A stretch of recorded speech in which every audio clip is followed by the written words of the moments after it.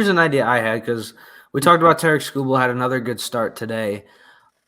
Is it a realistic? I don't think he's getting traded this trade deadline, but is there a possibility maybe in the offseason, or do you think he is a long-term piece for the Tigers? He's 26 years old. Do you think he's going to be at the top of the rotation 3-4 years from now? Are the Tigers maybe going to extend him? Like, what do you think his long-term outlook is for the Tigers? And is he a guy that they could maybe move in a couple years if he continues to pitch well? And all of us, all kinds of Tiger Twitter followers are shooting arrows at you right now, John. And just get ready to take those. You know what, though? It's not a crazy idea. And in my opinion, pitchers break. We know this. We know he has had a Tommy John in his background. We know he had a surgery last year on his arm as well. So there's some wear and tear there. He's an electric pitcher. He's very impressive.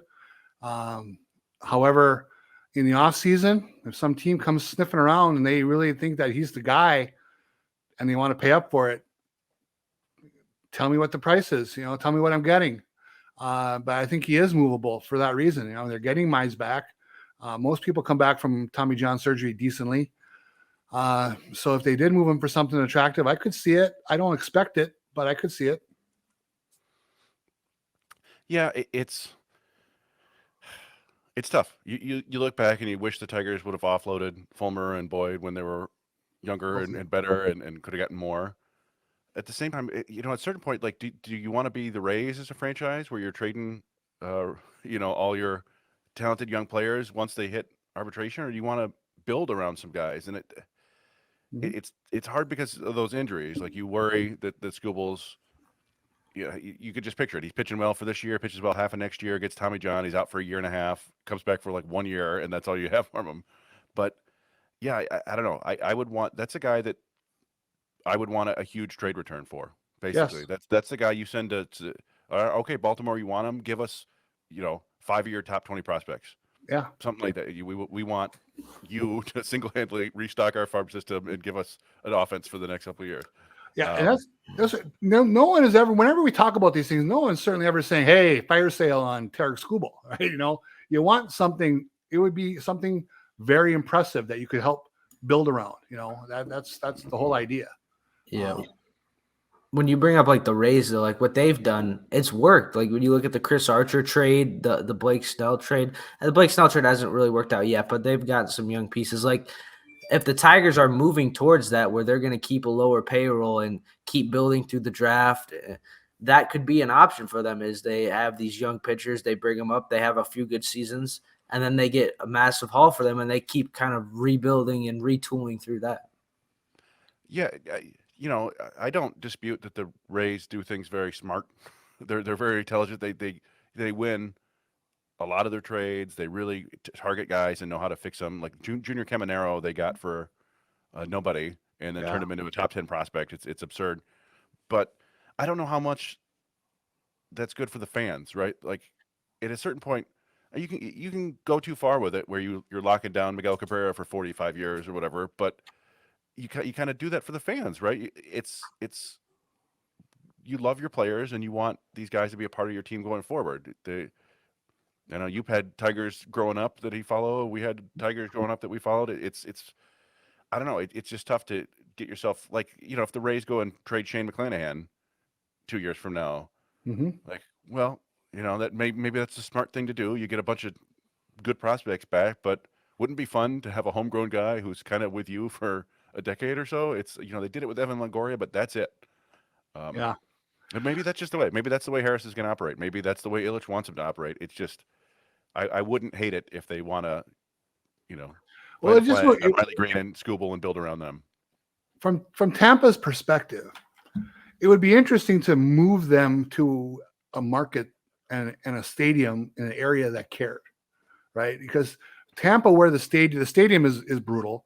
It's in a bad part of town where nobody can. I'm not saying it's dangerous. But just in a part of town where you can't reach it very easily, and it's a transplant kind of area. People who bring their allegiances with them, so they don't have to care about the fans that much there. They just kind of operate in their own little bubble and build their team the way they want, and they win a hell of a lot of games. if you brought them, let's say they moved to Nashville and the Nashville community needed to gel around them, would the good folks of Nashville care about who's there, or would they just care about, hey, this team wins no matter how they do it? We don't know that. I mean, I just look at the Red Sox, right? They brought in Heim Bloom basically to be the Rays with money, Mm-hmm. and the first thing he did, he traded Mookie Betts, which you know, you could argue that it made sense. They needed to get some money off the payroll, or they didn't, want to lock him up forever. But Mookie Betts, that's like one of the 5 best players of the last 15 years or so. That Sure, that would be tough. That would be tough to have a guy like Justin Verlander in his prime. We did see that, right? They traded him away. That was a real bummer. mm-hmm. And that was even, you could argue he was past his prime before we realized that the Tigers hadn't fixed him and the Astros could. But yeah, I don't know if fans generally want. I don't know. There are certain fans who would just be fine with winning, right? That's cool. I think there are a lot of fans that are casual to sort of intermediate that want to root for their players too. So. Hey, you're right, and I go back and forth on it. I like it's a good thing you brought up. Players I followed growing up. My dog is named Sweet Lou, for Christ's sake. Yeah, I mean that's not because I knew some guy named Lou living down the street, right? That's Lou Whitaker. So yeah, I can hear that, but I know who I am now. For me, it's just win. I don't care who's wearing that uniform. Just build something that wins. That's why if I had the team I followed the second most over the last 10 to 15 years has been the Rays. That's kind of my second club. And when the Tigers are down, I follow the Rays. And for this reason is they figure out really inventive ways to win. And I hope Scott Harris has some of that with him. Yeah, I think that's the question that's going to be is, do you trade those guys or do you pay those guys? Like we had a comment, do you pay Skubal, Mize, Manning, keep them around long term? Same thing with Riley Green. We haven't seen the Tigers, give out those, rookie extensions yet. I think that's the debate that's going to be had, and we're going to find out the next couple of years. Here's one thing that's coming up with all the injuries that Mize and Manning and Skubal have had.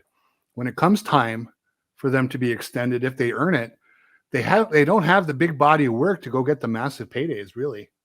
I mean, there's still going to be a little bit of question mark around them. So Detroit might be able to kind of keep them at less money than if they really flourished early on. Yeah.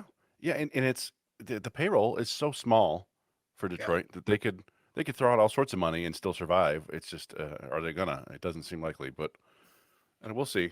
We talk about the 3 batters already, Torque, Carpenter, Green looking real, but they do have, the 3 other, I guess you could throw 4 now, 4 interesting guys up in Toledo. Now that Winslow Perez was promoted, you've got Perez, you got Meadows, you got Colt Keith, of course, and Justin Henry Malloy. You can get 1 or 2 of those guys to actually come up and perform. Yeah. Suddenly it's 4 or 5 young members of the core, and it feels a lot more like a real team. So now you got a lineup. Now you can go out in free agency and get a couple of decent guys or even a platoon bat. And now you got 6 guys in your lineup. Now you can score some runs.